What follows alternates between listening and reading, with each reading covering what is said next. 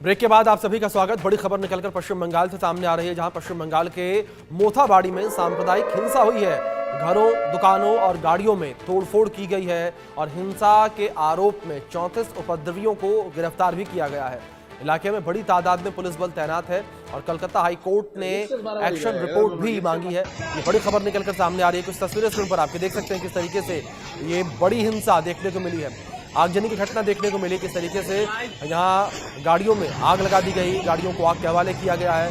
पश्चिम बंगाल के मोथाबाड़ी में सांप्रदायिक हिंसा हुई है, इंटरनेट सेवाओं को बंद कर दिया गया है और इलाके में बड़ी तादाद में पुलिस बल की तैनाती है। इस बीच घरों, दुकानों और गाड़ियों में तोड़फोड़, लूट और हिंसा के आरोप में 34 उपद्रवियों को गिरफ्तार किया गया।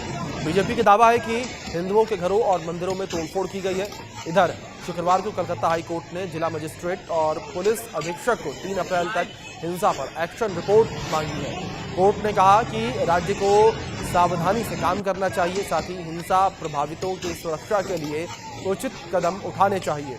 रिपोर्ट्स के मुताबिक सांप्रदायिक तनाव की शुरुआत 26 मार्च को इलाके की मस्जिद के सामने से निकाले गए जुलूस के बाद हुई थी। विरोध में एक वर्ग ने 27 मार्च को विरोध प्रदर्शन किया। इसी दौरान भीड़ ने दुकानों, घरों और गाड़ियों पर हमला किया और पुलिस के मुताबिक फिलहाल हालात नियंत्रण में है। वीडियो फुटेज में पहचाने गए लोगों को पुलिस ने हिरासत में लिया है, जबकि बाकी लोगों को न्यायिक हिरासत में भेज दिया गया है। तो 34 लोगों की गिरफ्तारी पूरे मामले को लेकर की गई है। मामले को लेकर जांच पड़ताल लगातार जारी है। जिस तरीके से सांप्रदायिक हिंसा देखने को मिली है, पश्चिम बंगाल के मोथाबाड़ी में सांप्रदायिक हिंसा देखने को मिली। हमारे सहयोगी रैनिक दत्ता जुड़ गए हैं, रुक करेंगे उनका अपडेट्स के लिए।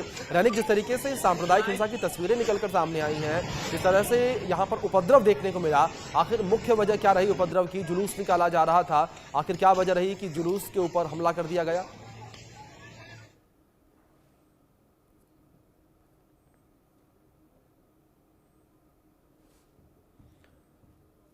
कुछ तकनीकी खामी की वजह से हमारे सहयोगी से संपर्क नहीं हो पा रहा, लेकिन लगातार तस्वीरें हम आप तक पहुंचा रहे हैं किस तरीके से जो है यहाँ हिंसा देखने को मिली। पश्चिम बंगाल के मोथाबाड़ी में सांप्रदायिक हिंसा देखने को मिली है। ये हिंसा के मामले में 34 लोगों को गिरफ्तार भी कर लिया गया है और मोथाबाड़ी में इंटरनेट सेवाओं को बंद कर दिया गया है। देख सकते हैं तस्वीरों में किस तरह से तोड़फोड़ जो है वो की गई है। गाड़ियों में किस तरह से आग लगाई गई है। हमारे सहयोगी रैनिक दत्ता एक बार फिर हमारे साथ जुड़े हैं। रैनिक, जानकारियां चाहेंगे मोथाबाड़ी में जो सांप्रदायिक हिंसा हुई है उसको लेकर कि आखिर मुख्य वजह क्या रही? जिस तरीके से अपडेट निकल कर ये सामने आई थी कि एक जुलूस निकाला जा रहा था और जुलूस के निकालने को लेकर लोगों में ऐतराज देखने को मिला, इसके बाद उन्होंने हमला कर दिया। हाँ, एकदम। देखिए, मालदा जिला का जो मोथाबाड़ी एरिया है, उस मोथाबाड़ी एरिया में 26 तारीख को जब शाम में जब नमाज चल रहा था, उसी टाइम पर एक जुलूस निकला था। उस जुलूस को लेकर जो ये जो झमेला ये पहला चालू हुआ। पहला तो बातों का सिलसिला चल रहा था। उसके बाद मोथाबाड़ी का ये एरिया में हाथापाई का घटना में उतर आए दो संप्रदाय और उसके बाद ही देखा गया 26 तारीख का ये जो घटना, ये घटना के बाद 26 तारीख रात से ही 27 तारीख तक लगातार एरिया में जो दो संप्रदाय के बीच में जो वो झड़प देखने को मिला और ये दो झड़प के अंदर में करीब 30 के ऊपर दुकान को तोड़फोड़ किया गया है। करीब 15 के ऊपर गाड़ी को आग लगाया गया है। इस तरीके का घटना भी सामने आ रहा है। मोथाबाड़ी एरिया में जिस तरीके का कंप्लेन है कि ये जो पूरा घटना 26 तारीख को जो घटना घटा था, इस घटने को देखते हुए 27 तारीख को एक प्रोटेस्ट रैली निकाला गया था। उस प्रोटेस्ट रैली के दौरान ही उस रैली के ऊपर हमले का घटना घटाया गया था। किसी एक संप्रदाय की तरफ से ये घटना घटाया गया था और घटना घटाने के बाद ही दोनों संप्रदाय जो है वो आपस में भिड़ गए थे और ये पूरा घटना को देखते हुए पुलिस की तरफ से 27 तारीख से रैपिड एक्शन फोर्स और उसके साथ क्विक रिस्पांस टीम को उधर पोस्टिंग किया गया है।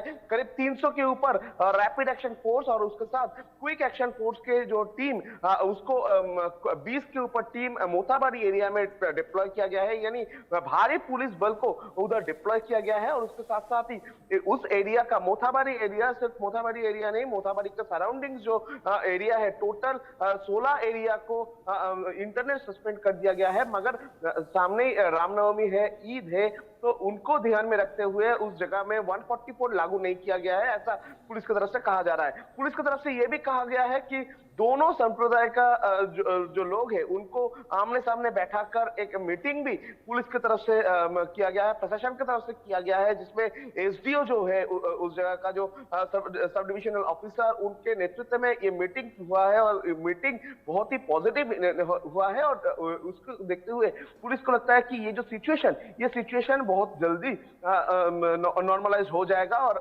प्रशासन भी इसके ऊपर नजर रखे हुए है। मगर ये जो 26 तारीख और 27 तारीख दोनों दिन जो घटना घटाया गया है, यानी आगजनी का घटना, दुकान पे तोड़फोड़ का घटना, गाड़ी पे तोड़फोड़ का घटना, ये सब घटना में करीब 34 लोगों को पुलिस की तरफ से गिरफ्तार किया गया है।